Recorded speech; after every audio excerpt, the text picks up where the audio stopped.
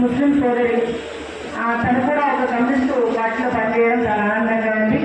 ఇక్కడ దాదాపుగా నా సోదరులు మనందరికీ అలాగే అక్కడికి అందరికీ కూడా శిశువానికి పాదాభివందనాలు తెలియజేస్తూ, ఈరోజు కాంగ్రెస్ పార్టీ మొట్టమొదటిసారిగా ఒక ఆదివాసీ బిడ్డకి, ఒక పేరింటి బిడ్డకి మరి కాంగ్రెస్ పార్టీ ఒక పార్లమెంట్ అభ్యర్థిగా నిలబెట్టడం అనేది, మీరందరూ నేను సపోర్ట్ ఇవ్వడం అనేది నాకు చాలా ఆనందంగా ఉంది. తప్పకుండా కమ్యూనిస్టు పార్టీ యొక్క లక్ష్యం ఏదైతే ఉందో, బడుగు బలహీన వర్గాల అభివృద్ధి కాంగ్రెస్ పార్టీ కోరుకుంటుంది. వాళ్ళ పక్షాన ఉండి కాంగ్రెస్ పార్టీ మన కమ్యూనిస్ట్ పార్టీ కొట్లాడుతుంది.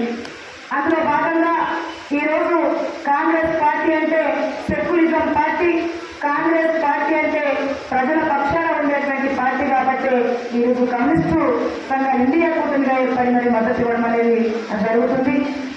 మీ యొక్క సిద్ధాంతాన్ని గతంలో నేను కూడా ఒక మాతృ సంస్థలో పనిచేసేటువంటి ఒక తోటి మహిళనే కాబట్టి నాకు కూడా కష్టసుఖాలు అనేటువంటివి బాగా తెలుసు. నేను కూడా ప్రజల పక్షాన ఉండి ఉద్యమాలు చేసినటువంటి విషయం నాకు బాగా తెలుసు, ప్రజల కష్టాలు తెలుసు. కాబట్టి తప్పకుండా రేపు కమ్యూనిస్టు పార్టీ యొక్క సిద్ధాంతం ఏదైతే ఉందో, కమ్యూనిస్టు పార్టీ పోరాడుతున్నటువంటి ప్రజల పక్షాన ఉన్నటువంటి సమస్యలు ఏవైతే ఉన్నాయో ఆ సమస్యలను ఒక ప్రశ్నించే గొంతులుగా ఒక పార్లమెంట్లో నేను తప్పకుండా గెలగలుగుతాననేసి కూడా నేను తెలియజేస్తున్నాను. ఎందుకంటే ఈ ప్రాంతంలో ఎస్సీ, ఎస్టీ, బీసీ, ఓబీసీ, మైనార్టీలు చాలా మంది కూడా ఈ ప్రాంతంలో నివసిస్తున్నారు. మనం గతం నుంచి కూడా చూస్తే మరి అంతా కూడా ఈ ప్రాంతంలో నివసిస్తున్నటువంటి వాళ్ళంతా కూడా బడుగు బలహీన వర్గాలే, చాలా పేదరికంలో ఉన్నటువంటి వాళ్ళే ఎక్కువ మంది ఉన్నారు. అందుకని గత మనం చూసినట్టయితే అన్న చెప్పినట్టుగా మరి ఈ ప్రాంతంలో ఆదివాసులు కూడా ఎక్కువగానే నివసిస్తున్నారు. పేద భూములకు చట్టాలు కావచ్చు, లేకపోతే వాళ్ళ చట్టాలను కాపాడడానికి లేకపోతే ఇక్కడ ఉన్నటువంటి ప్రతి ఒక్కరికి ఎస్సీ, ఎస్టీ, బీసీ, ఓబీసీ, మైనార్టీలు ప్రతి ఒక్కరూ ఈరోజు రిజర్వేషన్ మీద మనం బతుకుతున్నాం.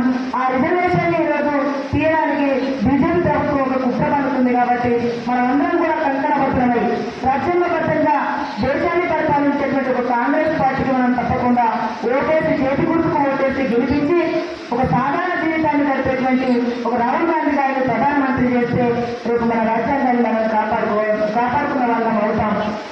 ఎందుకంటే ఈరోజు కాంగ్రెస్ పార్టీని మనం గెలిపించకపోతే మరి రాబోయే రోజులు 400 సీట్లను మేము గెలుచుకుంటాం, రాజ్యాంగాన్ని మారుస్తాం అనేసి మోదీ, అమిత్ షా చెప్తున్నారు.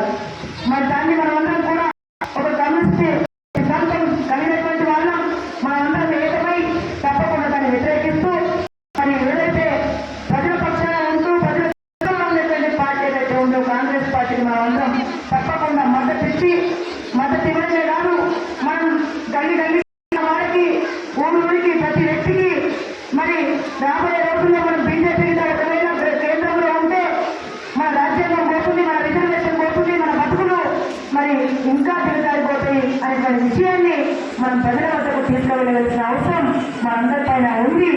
కానీ మిత్రులారా, తప్పకుండా మీరు రేపటి నుంచే మరి కాంగ్రెస్ పార్టీ గతంలో ఏం చేసింది, కాంగ్రెస్ పార్టీ మరి ఇప్పుడు ఏం చేస్తుంది అనేటువంటి విషయాన్ని ఈ గడపకు తీసుకెళ్లవలసిన అవసరం ఉంది. ఇందిరా గాంధీ గారు, రాజీవ్ గాంధీ గారు మరి దేశం కొరకు త్యాగం చేసినటువంటి వాళ్ళు ఒక సెక్యులిజం పార్టీ, రాజ్యాంగబద్ధంగా పరిపాలించేటువంటి పార్టీ, బడుగుల అభివృద్ధి కోరుకునే పార్టీ కాంగ్రెస్ పార్టీ. ఈ దేశం కొరకు వారు చాలా త్యాగాలు చేస్తారనేటువంటి విషయాన్ని మనం చూడాలి. చట్టాలు తీసుకొచ్చారు, మరి చాలా రకాలైనటువంటివి ఆ కాంగ్రెస్ పార్టీ చేసినటువంటివి ఉన్నాయనే విషయాన్ని మనం చెప్పవలసిన అవసరం. ఈరోజు ప్రాజెక్టులు కట్టండి, పరిశ్రమలు కట్టింది, ఉద్యోగాలు, ఉపాధి మరి